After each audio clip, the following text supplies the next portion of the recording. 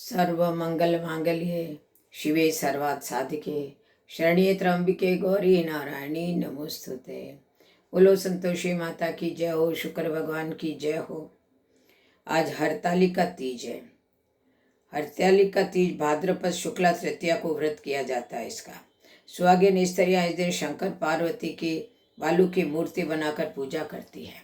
सुंदर वस्त्रों, कदली स्तंभों से घर को सजाकर नाना प्रकार के मंगल गीतों से रात्रि का जागरण करती है।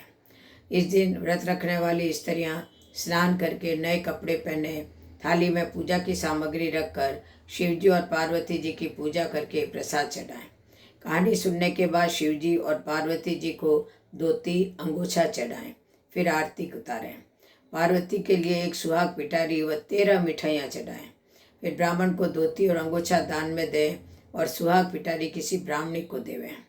विवाहित स्त्रियाँ रुपए 13 मिठाइयाँ अपनी सासू जी को देकर उनके पांव लगे और आशीर्वाद प्राप्त करें। इस व्रत को करने वाली स्त्रियाँ संसार में सुख भोग करके शिवलोक को जाती है। इसकी कथा है कि हिमालय पुत्री ने शंकर को पति रूप में पाने के लिए कठिन तपस्या प्रारंभ की। उसी घोर तपस्या के समय नारद जी राजा हिमालय के पास आए और कहा, विष्णु भगवान आपकी कन्या पार्वती के साथ विवाह करना चाहते हैं।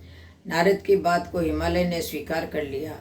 तत्पश्चात नारद जी विष्णु के पास गए और कहा कि आपका विवाह हिमालय ने पार्वती के साथ करना तय कर दिया है, इसकी स्वीकृति दें। अब पिता हिमालय ने पार्वती को भगवान विष्णु के साथ विवाह संबंध में बतलाया तो उसे बहुत दुख हुआ और एक सखी से बोली, मैं इधर भगवान शंकर के साथ विवाह करने के लिए कठोर तपस्या प्रारंभ कर रही हूँ, उधर हमारे पिताजी विष्णु के साथ संबंध करना चाहते हैं। यदि तुम मेरी सहायता कर सको तो बोलो, अन्यथा मैं प्राण त्याग दूंगी।